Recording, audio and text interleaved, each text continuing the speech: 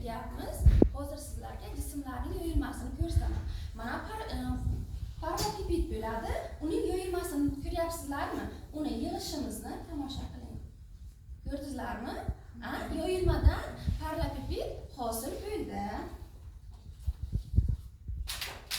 Bugungi mavzumiz kubning yoyilmasi.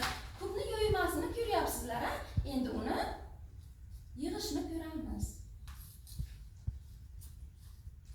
Ana, kub hosil bo'ldimi? Barakalla.